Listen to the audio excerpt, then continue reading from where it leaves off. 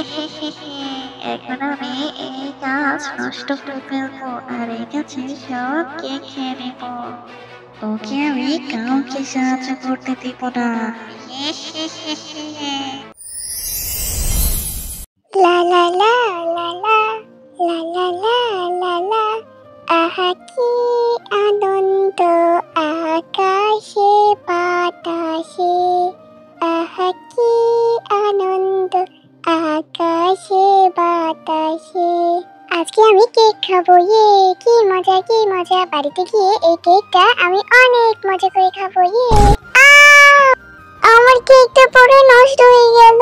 এই গাছের শিকড়ের বাচ্চা শিকড়ের জন্য আজ আমি কেক খেতে পারবো না। আমার কেকটা নষ্ট হয়ে গেল পরে। কত কষ্ট করে মাকে ভুলিয়ে ভালিয়ে একটা কেক কেনার টাকা নিয়েছিলাম, সেটাও পরে নষ্ট হয়ে গেল। এখন আমি কি খাবো?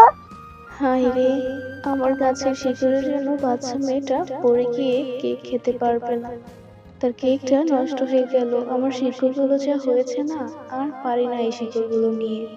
আরে এই বাচ্চা মেয়ে, কেক তো বাজারে কিনতেই পাওয়া যায়। একটা কেকের জন্য এভাবে কান্না করার কি আছে? যাও বাড়িতে গিয়ে টাকা এনে আবারও কেক কিনে তারপরে খাও। এত কান্না করছো কেন একটা কেকের জন্য? আরে এই গাছ, চুপ করো তুমি। একে তো তোমার দুষ্টু শেখরের সাথে থাকতে গিয়ে পড়ে গিয়ে আমার কেকটা নষ্ট হয়ে গেল, তার উপর তুমি আবার এত কথা বলছো। চুপ করো তুমি। আমরা কি এত বড় লোক নাকি যে যখন চাইবো তখনই একটা কেক কিনে খেতে পারবো? আহারে, আমার মেয়েটার কথা শুনে মনে হচ্ছে ওরা সত্যিই খুব অভাবী। আমার মেয়েটাকে সাহায্য করা উচিত। মেয়েটার কেকটা নষ্ট হয়েছে বলে মেয়েটা অনেক কষ্ট পেয়েছে। আমি মেয়েটাকে সাহায্য করব। আরে এই বাচ্চা মেয়ে, এত কান্না করো না। আমার গাছের যে ফুলটা আছে এই ফুলটা তুমি নিয়ে যাও। এই ফুলটা নিয়ে তোমাদের ঘরের উঠোনে রোপণ করে দিও। তাহলেই তুমি আগামীকাল থেকে অনেক কেক খেতে পারবে। যাও, এই ফুলটা নিয়ে যাও তুমি। আরে এই গাছ, তুমি কি আমার সাথে মজা করছো নাকি? এই ফুলটা দিয়ে কি করে কেক হবে, আর আমি কি করেই বা কেক খাবো? আমার গাছের এই ফুলটি সাধারণ কোনো ফুল না। তুমি বাড়িতে নিয়ে যাও, আমার কথা মতো কাজ করো, এরপরেই তুমি দেখতে পাবে। আচ্ছা ঠিক আছে, এত করে যখন বলছো তখন আমি নিয়ে যাচ্ছি।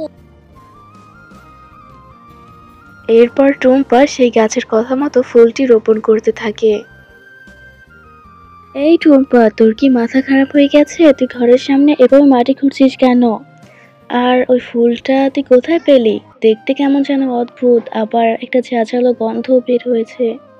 মা জানো, আমি তোমার কাছ থেকে টাকা নিয়ে একটা কেক কিনেছিলাম। সেই কেকটা নিয়ে বাড়িতে আসার সময় একটা গাছের শিকড়ের সাথে ধাক্কা খেয়ে পড়ে গিয়ে কেকটা নষ্ট হয়ে যায়। আর গাছটা আমার কষ্ট দেখে আমাকে এই ফুলটা দিয়ে বলল এটা যেন আমি আমাদের উঠোনে রোপণ করে দেই। উঠোনে রোপণ করার পরেই নাকি আমি অনেক কেক খেতে পারবো।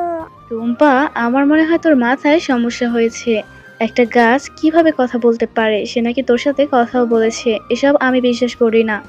আবার এই ফুল থেকে নাকি গাছ হবে, সেই গাছে আবার কেকও হবে। ধুর, তুই ঘরে যা তো পাগলি। ঘরে গিয়ে খাবার খা। আমি তোর জন্য খাবার রেডি করে রেখেছি। আমি পানি আনতে যাচ্ছি, যা ঘরে যা তো। মা তুমি বিশ্বাস করো, আমি মিথ্যা কথা বলছি না, এগুলো সত্যি। গাছটা আমার সাথে কথা বলছে, ফুলটাও সেই গাছটাই আমাকে দিয়েছে। তুমি আগামীকাল সকালেই দেখতে পারবে। আচ্ছা ঠিক আছে, তাহলে আমি বিশ্বাস করলাম। যা এখন ঘরে গিয়ে খাবার খেয়ে নে।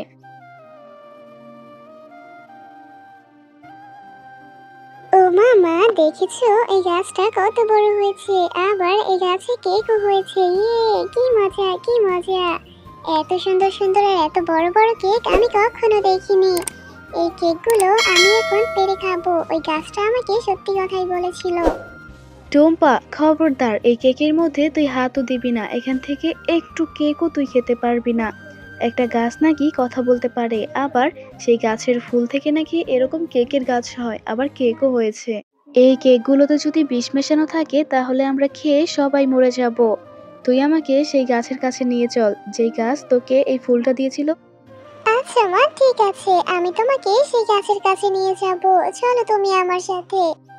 এরপর টুম্পা ও তার মা সেই গাছটির কাছে চলে যায়।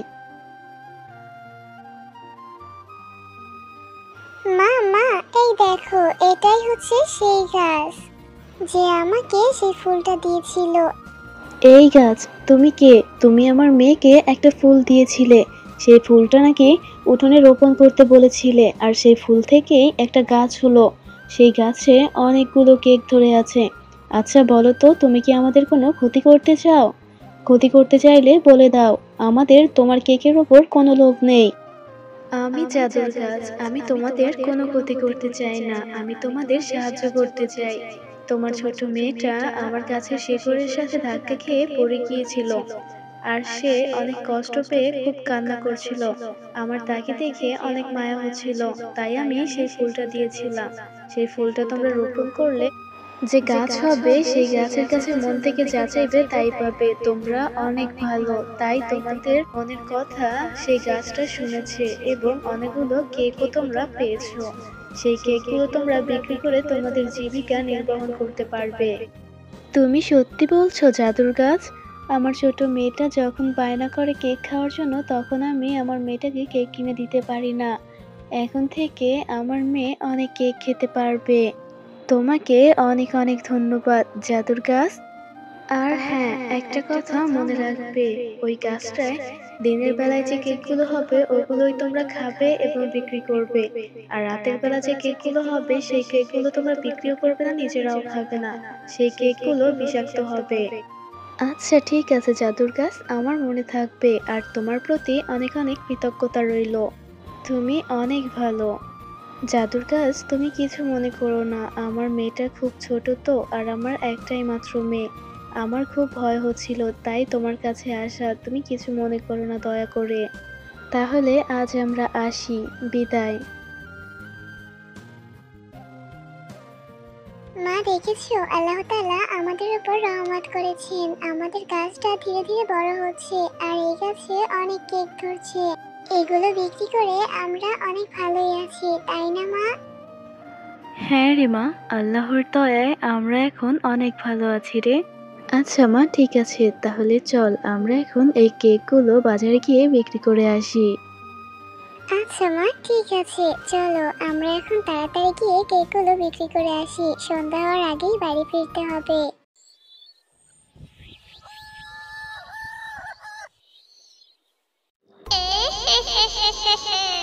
আমি তো এই দিনটার অপেক্ষাতেই ছিলাম।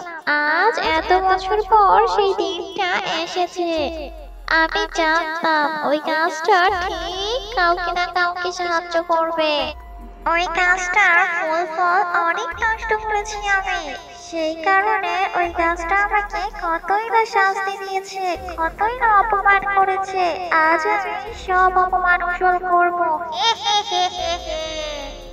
ওই গাছ থেকে যত ফুল ফল যত যাই হয়েছে, আজ আমি সব নষ্ট করে দিব।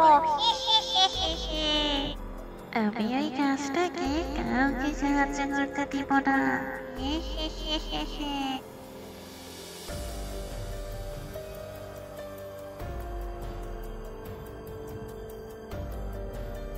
এই তো দেখতে পাচ্ছি সে জাদুকরি গাছের সাহায্য করা কেকের গাছ।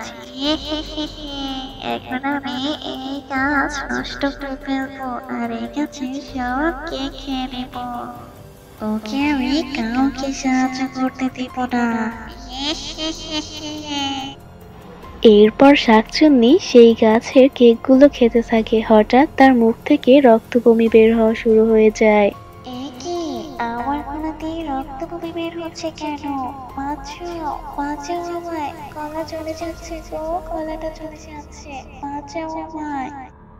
আমি জানতাম তুই এই গাছের কেক নষ্ট করতে একদিন না একদিন ঠিকই আসবি। তুই কারো ভালো দেখতে পারিস না, তাই তো আমি এই গাছের রাতের কেকগুলো বিষাক্ত করে রেখেছি। তোর মৃত্যু এবার অনিবার্য, তুই আর বাঁচতে পারবি না, বদমাশ শাকচুন্নি। জাদুর গাছ, এবার মতো আমাকে বাঁচিয়ে দেবে।